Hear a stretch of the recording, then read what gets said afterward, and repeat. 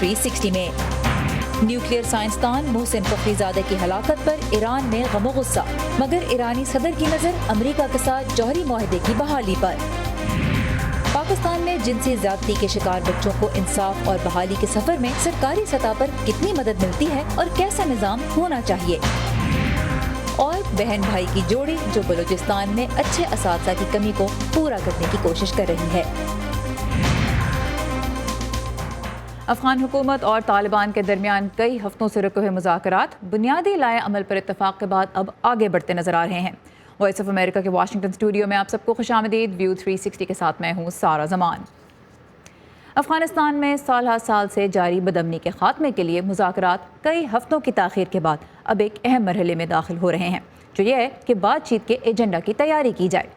اس راہ میں حائل ایک بڑی رکاوٹ کل دور ہوئی جب افغان حکومت اور طالبان نے اعلان کیا کہ وہ مذاکرات کے آغاز کے لیے فریم ورک یا بنیادی نکات پہ متفق ہو گئے ہیں۔ افغان حکومت اور طالبان کے وفود 12 ستمبر کو جب دوحہ میں آمنے سامنے آئے تو اسے جنگ کے خاتمے کے لیے ایک تاریخی موڑ قرار دیا جا رہا تھا، لیکن کچھ ہی روز میں بات چیت تعطل کا شکار ہونے لگی جب امن مذاکرات کے بنیادی اصولوں پہ سخت اختلافات سامنے آ گئے۔ بدھ کے روز مفاہمت کے لیے بات چیت کے بنیادی اصولوں پہ اتفاق کے اعلان کو سراہتے ہوئے امریکی وزیر خارجہ مائک پومپیو نے ایک بیان میں کہا کہ اس سے امید ملتی ہے کہ انہیں 40 سال سے زیادہ طویل اس تنازع کے سیاسی حل میں کامیابی ملے گی۔ افغان امن عمل کے لیے امریکہ کے خصوصی مندوب زلمے خلیل زاد، جو کہ اس مقام تک پہنچنے کے لیے سخت کوششیں کرتے رہے ہیں، انہوں نے ٹویٹر پہ کہا کہ اس معاہدے سے ظاہر ہوتا ہے کہ فریقین مشکل معاملات پر اتفاق حاصل کر سکتے ہیں۔ انہیں مستقل مزاجی دکھانے پہ مبارک ہو۔ پاکستان پہ بھی یہ دباؤ رہا ہے کہ وہ طالبان کو مذاکرات کی میز سے اٹھنے نہ دے۔ دفتر خارجہ کے ترجمان نے ایک بار پھر ٹویٹر پہ کہا کہ پاکستان بین الافغان مذاکرات کی حمایت کرتا رہے گا جن کا نتیجہ ایک ایسا جامع سیاسی حل ہو جس میں سب کی آواز شامل ہو اور ایک پرامن، مستحکم اور خوشحال افغانستان کے لیے راہ ہموار ہو۔ تو جو تازہ ترین پیش رفت ہے اس کا مطلب کیا ہے، اسی بارے میں ہم بات کریں گے افغانستان اور پاکستان کے لیے وائس آف امریکہ کی بیورو چیف عائشہ تنظیم سے۔ عائشہ، سب سے پہلے تو تھوڑا سا ریکیپ کرتے ہیں اور یہ بتائیے کہ مذاکرات رکے کیوں ہوئے تھے، اختلاف کس بات پہ تھا؟ سارا اختلاف بہت ساری باتوں پہ تھا، لیکن شاید ایک وجہ یہ بھی تھی کہ طالبان کم از کم بہت سارے تجزیہ کار کہتے ہیں کہ وہ امریکی انتخابات کے نتائج کا انتظار کر رہے تھے۔ ان کا خیال تھا کہ اگر صدر ٹرمپ یہ انتخاب جیت جاتے ہیں تو شاید ان کا پلڑا بھاری ہوگا اور ان کو ان مذاکرات میں بہت زیادہ چیزوں پہ سمجھوتے کرنے کی ضرورت نہیں ہوگی، کیونکہ طالبان کا تجزیہ کاروں کے مطابق خیال یہ تھا کہ امریکی صدر ٹرمپ ہر حال میں افغانستان سے نکلنا چاہتے ہیں۔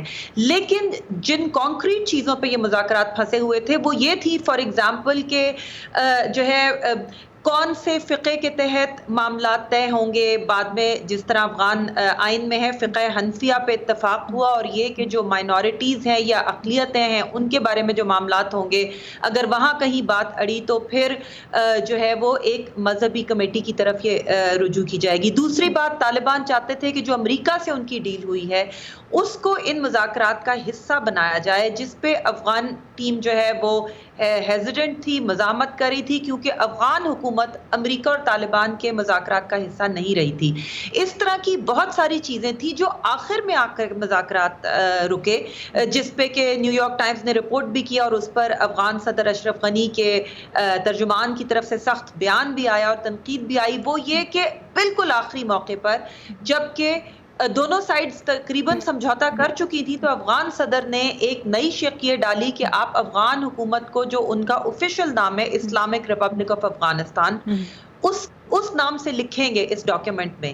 اور ظاہر ہے کہ طالبان اگر وہ یہ اس پہ زور دیتے تو دوسری طرف طالبان کہتے کہ ہمارا نام بھی اسلامک ایمریٹ ہے، تو یہ اس قسم کی چھوٹی چھوٹی چیزیں بہت زیادہ ان مذاکرات میں رکھنے ڈال سکتی ہیں، اور انہوں نے ڈالے بھی۔ اچھا، اب یہ ہم نے دیکھا کہ جو فریم ورک ہے اس پہ تو ان کا اتفاق ہو گیا، تو جن ایشوز کو آپ نے آؤٹ لائن کیا، ہم اس کا مطلب اب یہی نکلتا ہے کہ ان پہ اب اتفاق ہو گیا، اس سے آگے بڑھا جا سکتا ہے، اور وہ کہہ بھی رہے ہیں کہ ایجنڈے کی تیاری اب انہوں نے شروع کر دی ہے۔ تو اب آگے کیا ہونے کی توقع ہے، کیا ماحول نظر آ رہا ہے؟ جی، سب سے بڑی بات کہ انٹرنیشنل کمیونٹی کا بہت زیادہ پریشر ہے، اور اب صدر بائیڈن کے الیکشن کے بعد چونکہ توقع کی جا رہی ہے کہ وہ نیٹو کے ساتھ زیادہ مل کے کام کریں گے، تو شاید یہ پریشر اور بھی زیادہ بڑھ جائے۔ جو سب سے بڑا اعتراض تھا افغان حکومت کو بھی، جس کی وجہ سے مذاکرات بھی ڈیلے ہوئے، وہ یہ تھا کہ افغانستان میں تشدد بہت بڑھ گیا ہے، بلکہ 10 سال کی سب سے زیادہ سطح پہ ہے، مطلب 2011 میں شاید اس طرح کا تشدد۔ سو اب بہت زیادہ جو ایمفسس ہے، جو بیانات آ رہے ہیں، وہ یہ کہ فوری طور پر تشدد کم کرنے کی بات کی جائے، تشدد افغانستان میں کیسے کم کیا جائے گا۔ آلرائٹ، عائشہ تنظیم ہمارے ساتھ ہیں اسلام آباد سے۔ Thank you very much Ayesha for these details.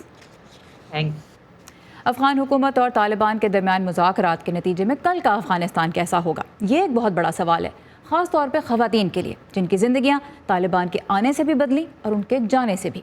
Afghan صوبہ بامیان ملک کا ایک ایسا حصہ ہے جہاں خواتین کی معاشرتی دھارے میں موجودگی خاصی واضح نظر آتی ہے۔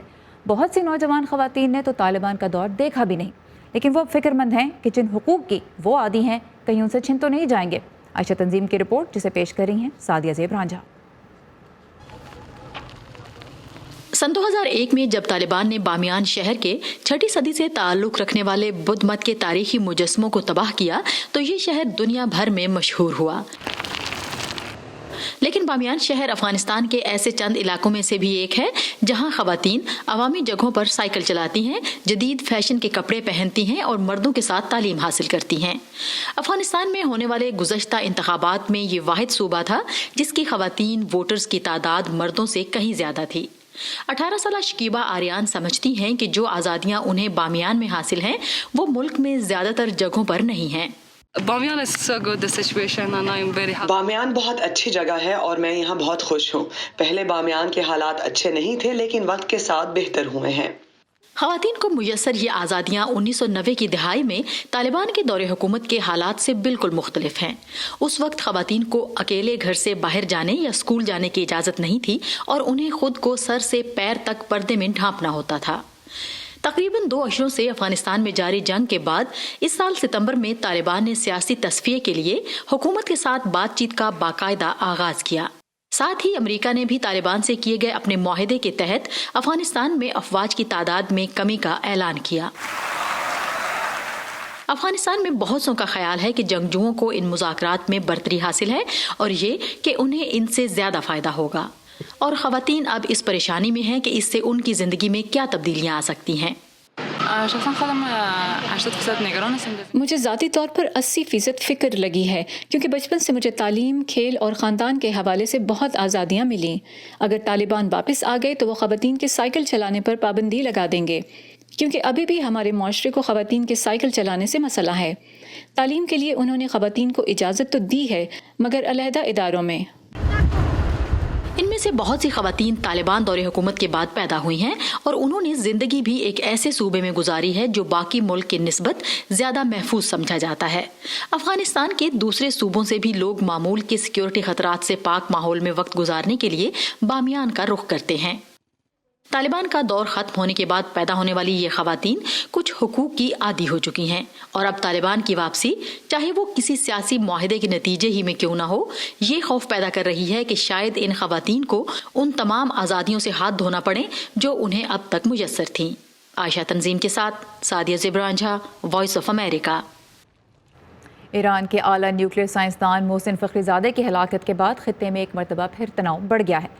منگل کو ایرانی اراکین پارلیمنٹ نے قتل پر بحث کے لیے بلائے گئے اجلاس کے دوران مرگ بر اسرائیل یا اسرائیل برباد ہو جائے کے نعرے لگائے، اور جب ایرانی پارلیمنٹ ملک کے ایک اہم سائنسدان کے قتل پہ یہ رد عمل دے رہی تھی، اسی دوران عرب اور ایرانی میڈیا نے مزید کچھ اعلیٰ سطحی ایرانی فوجی اور انٹیلیجنس اہلکاروں کی ہلاکتوں کی بھی اطلاع دی۔ عمران جدون بتا رہے ہیں کہ ان ہلاکتوں پر ایران میں غم و غصہ تو ہے، مگر اعلیٰ قیادت محتاط رد عمل دے رہی ہے۔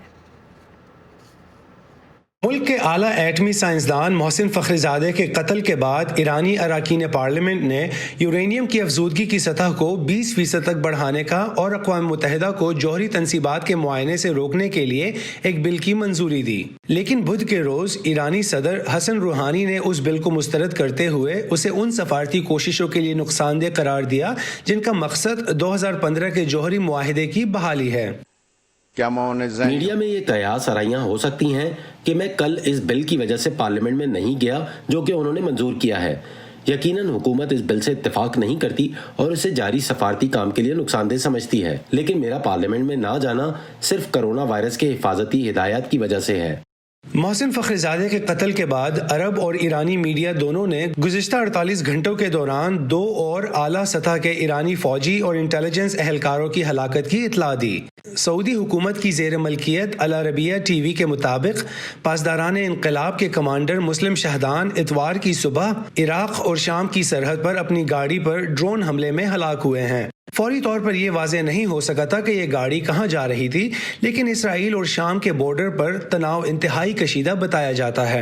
ایک اعلیٰ ایرانی سیکیورٹی اہلکار نے اسرائیل پر الزام لگایا کہ اس نے ایران کے عسکری جوہری پروگرام کی بنیاد رکھنے والے سائنسدان کو فاصلے سے ہلاک کرنے کے لیے الیکٹرانک آلات استعمال کیے۔ بدقسمتی سے یہ آپریشن انتہائی پیچیدہ آپریشن تھا اور یہ الیکٹرانک آلات استعمال کر کے انجام دیا گیا تھا۔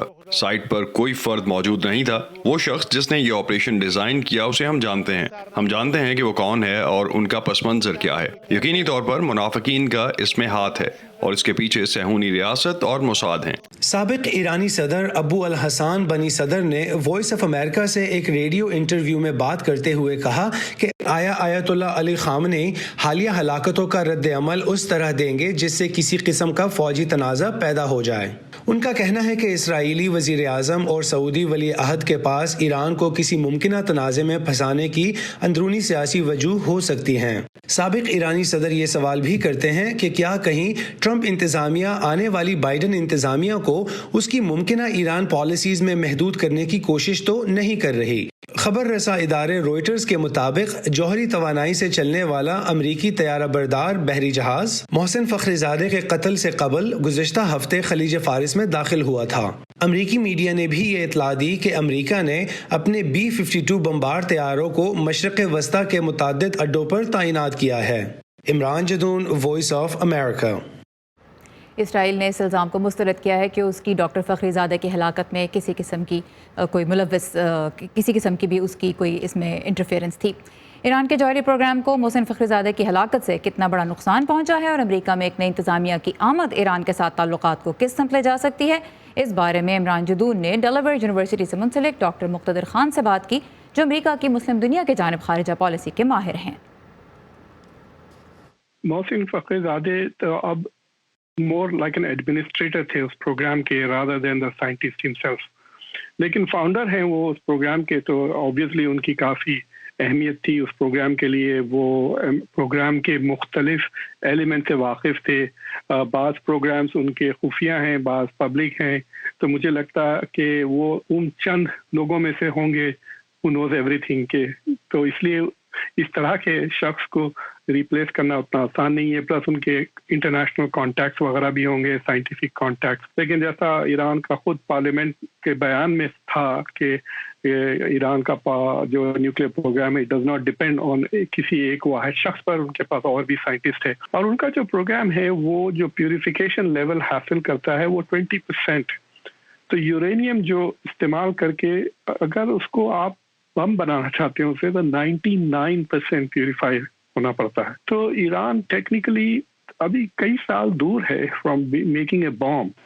تو سر، ایرانی حکومت کے اندر اس بات پر اختلاف کہ یورینیم انریچمنٹ کو بڑھایا جائے یا نہیں، تو یہ ایران کے مغربی ممالک کے ساتھ نیوکلیئر ڈیل کے مستقبل کے لیے کیا معنی رکھتا ہے؟ ایران کافی ڈیوائیڈڈ ملک ہے، جس میں کنزرویٹیوز بھی ہیں اور ہارڈ لائنرز ہیں، اور پھر یہ ماڈریٹ ہیں، روحانی جو ماڈریٹ ونگ سے آتے ہیں۔ جب امریکہ نے جنوری میں جنرل قاسم سلیمانی کو اسیسینیٹ کیا تھا، ایران نے تو پرومس کیا تھا کہ ہم ریٹیلیٹ کریں گے وغیرہ، لیکن کوئی میجر ریٹیلیشن نہیں ہوا ان کی طرف سے۔ لیکن اس کا ریٹیلیشن انٹرنلی ہو گیا، اور فیبرری کے جو پارلیمنٹری الیکشن میں تھے تو بیسکلی جو ہارڈ لائنرز ہے وہ الیکشن سویپ کر لیا، تو روحانی has no influence in the parliament اب جتنا پہلے تھا۔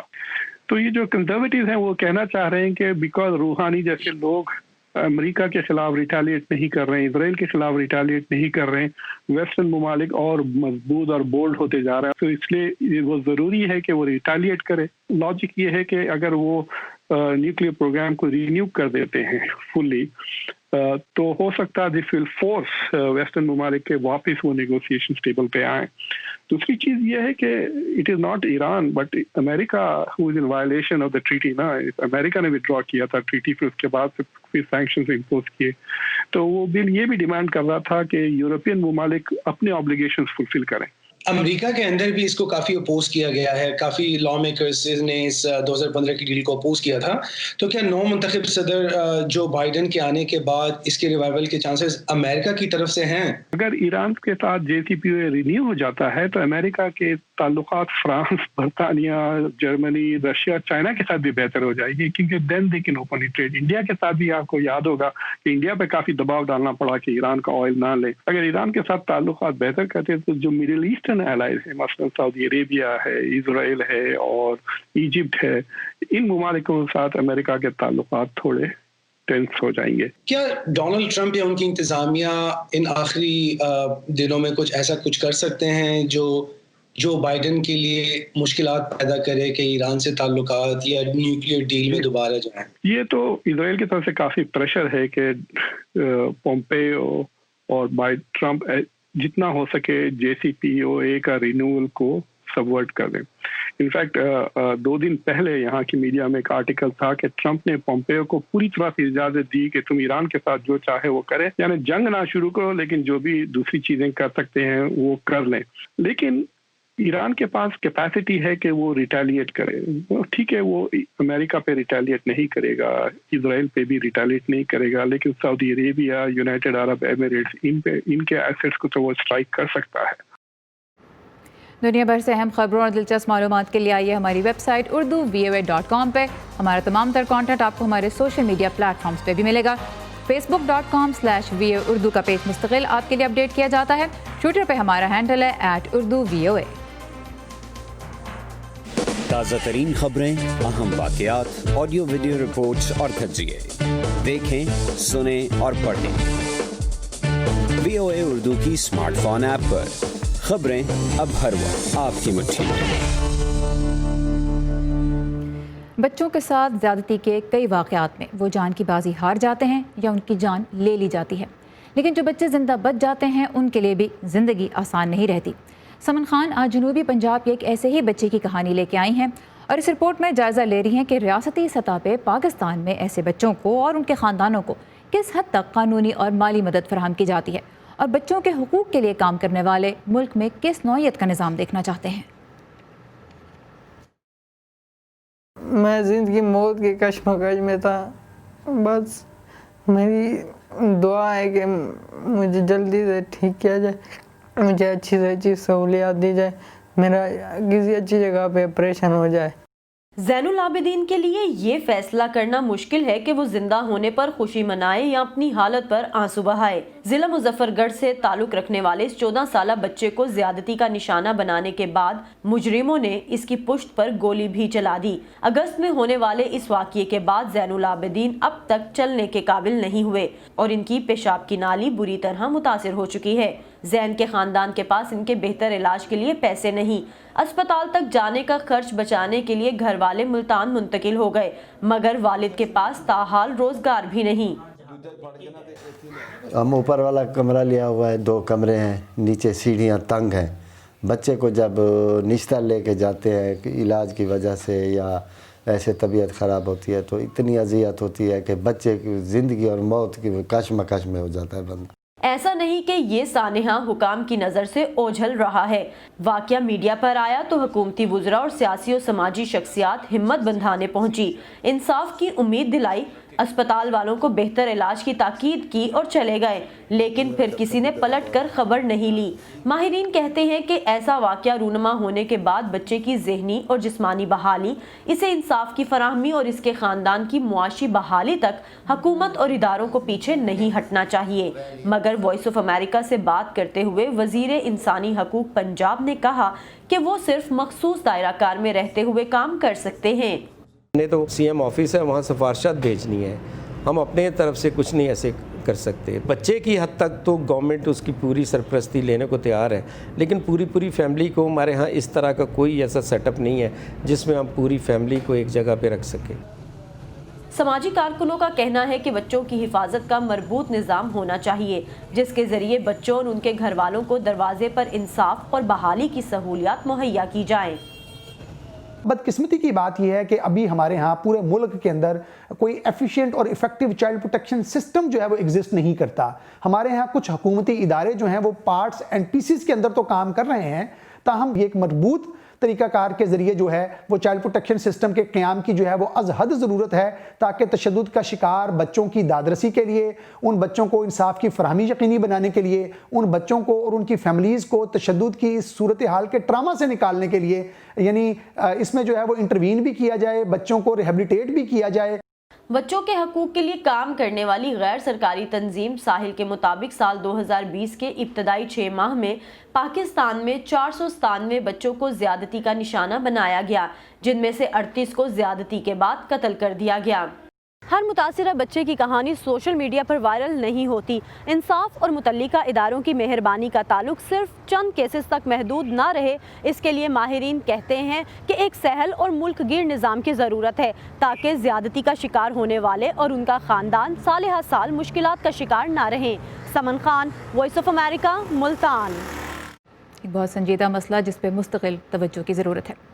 اب آپ کو ملواتے ہیں 2 ایسے پاکستانی بچوں سے جو چھوٹی سی عمر میں ہی صرف پڑھ نہیں رہے بلکہ پڑھا بھی رہے ہیں۔ بلوچستان میں اکثر بچے انگریزی زبان کی مناسب تعلیم نہیں حاصل کر پاتے، جس کی بنیادی وجہ دور دراز علاقوں میں ماہر اساتذہ کی کمی ہے۔ پشین کے علاقے کے ایک بہن بھائی نے ایسے ہی بچوں کے لیے آن لائن انگریزی لیکچرز تیار کر کے انہیں آسان طریقے سے انگلش سکھانے کا کام شروع کیا ہے۔ اس کی تفصیل دے رہے ہیں مرتضی ظہری۔